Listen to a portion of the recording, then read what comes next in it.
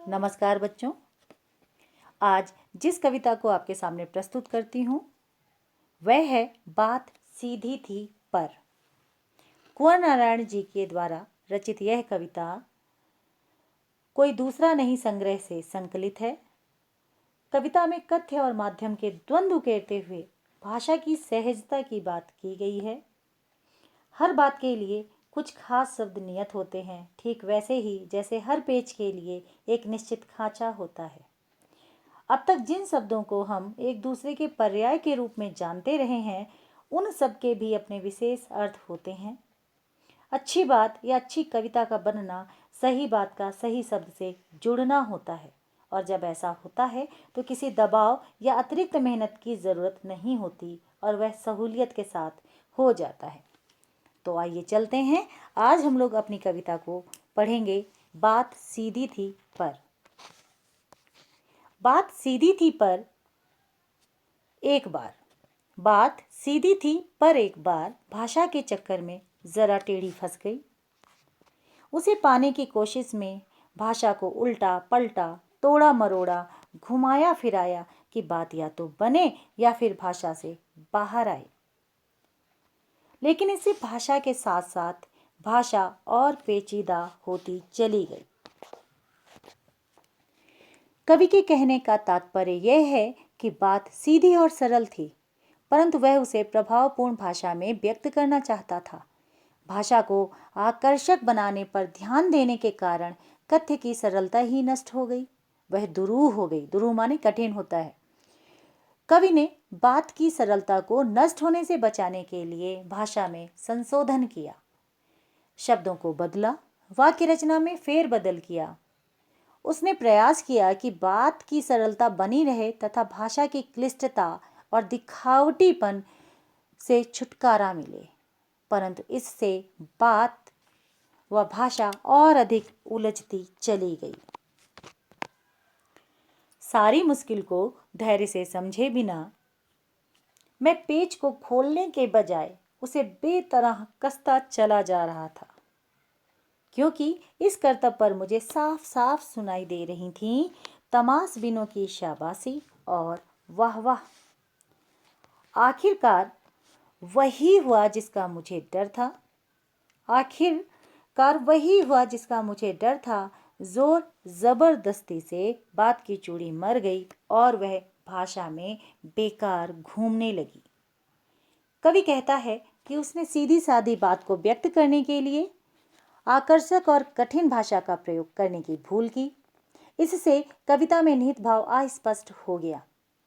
कवि ने इस कठिन समस्या पर धैर्यपूर्वक सोच विचार नहीं किया, बजाय इसके कि वह बात पर भाषा के कसाव को ढीला करता, उसे सरल बनाता, वह उसे और अधिक कसता चला जा रहा था। कवि ने इस प्रयास पर तमाशा देखने वाले लोग उसकी प्रशंसा और वाहवाही कर रहे थे।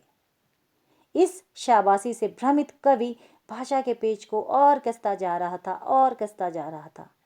परिणाम यह हुआ कि कथन उसी प्रकार निष्प्रभावी हो गया जिस प्रकार पेज को जोर जबरदस्ती कसने पर उसकी चूड़ी मर जाती है और वह कसने के स्थान पर बेकार घूमने लगती है। हार कर मैंने कील की तरह उसी जगह ठोक। ऊपर से ठीक ठाक, पर अंदर से ना तो उसमें कसाव था न ताकत।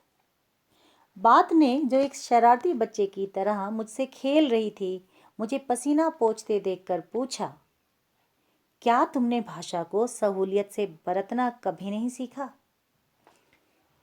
कवि कहता है कि जब वह चमत्कारपूर्ण भाषा का प्रयोग बलपूर्वक करके भी अपने सरल मनोभावों को व्यक्त नहीं कर पाया, तो निराश होकर उसने भावों को उसी क्लिष्ट भाषा में भर दिया। उसका यह कार्य ऐसा ही था जैसे कि कोई पेज की चूड़ी मर जाने पर उसे कील की तरह हथौड़े से ठोक दें। इससे वह पेच ऊपर से तो ठीक लगता था, परंतु अंदर से उसकी पकड़ और मजबूती तथा कसाव नहीं होता। ठीक इसी प्रकार क्लिष्ट भावहीन भाषा में व्यक्त मनोभाव में सौंदर्य, आकर्षण और पाठक को प्रभावित करने की शक्ति नहीं होती। अपनी असफलता पर कवि निराश था और बेचैन होकर बार बार पसीना पोंछ रहा था। यह देखकर उसके मन के भाव किसी शरारती बच्चे की तरह उसे छेड़ने लगे। उन्होंने कवि से पूछा कि क्या वह सरल भावों की व्यंजना के लिए सरल सुबोध भाषा का प्रयोग करना नहीं सीख पाया। कविता का संदेश यह है कि कवि को अपनी बात सीधी और इस सपाट भाषा में कहनी चाहिए। बात को शब्दों के चमत्कार में फंसाकर दुरूह नहीं करना चाहिए। अगर कवि शब्द जाल में उलझ जाएगा तो कविता का कथ्य समाप्त हो जाएगा और केवल शब्द जाल रह जाएगा। यह तो था कविता का भावार्थ। और अब आइए देखते हैं कविता में जो अलंकारों का प्रयोग हुआ है और उसके भाषा सौंदर्य को। इस काव्यांश में कवि के द्वारा कथ्य के अनुरूप भाषा का प्रयोग किया गया है। शब्दों का चयन सुंदर, सहज एवं सार्थक है, जिनसे अभिव्यक्ति की सहजता प्रकट होती है। कवि ने भाषा की जटिलता और बनावटीपन पर व्यंग करने के लिए उलटना, पलटना, घुमाना, फिराना, तोड़ना, मरोड़ना आदि क्रियात्मक शब्दों का उचित प्रयोग कर कविता के उद्देश्य पूर्ति में इसे सहायक बना दिया है। काव्यांश में घुमाया फिराया, तोड़ा मरोड़ा, उल्टा पलटा जैसे शब्द युग्मों के प्रयोग से अनुप्रास तथा साथ साथ में पुनरुक्ति प्रकाश अलंकार का प्रयोग दिखाई देता है। हार कर जब मैंने उसे कील की तरह उसी जगह ठोक दिया, तो यहाँ पर उपमा अलंकार है। यहाँ कील उपमान है, बात उपमेय है। बात उपमेय की कील उपमान से समता की गई है। मुहावरे देखते हैं। चूड़ी मर जाना अर्थात महत्व ना रहना। वाक्य अब कोई फायदा नहीं, तुम्हारी बात की चूड़ी मर गई। जोर जबरदस्ती करना, किसी बात के लिए किसी को विवश करना। वाक्य प्रयोग देखें इसका। इससे जोर जबरदस्ती मत करो, भाई टूट जाएगा। तो बच्चों, यह रही आज की कविता। बात सीधी थी। अगले वीडियो में आपसे फिर मिलते हैं। तब तक के लिए नमस्कार।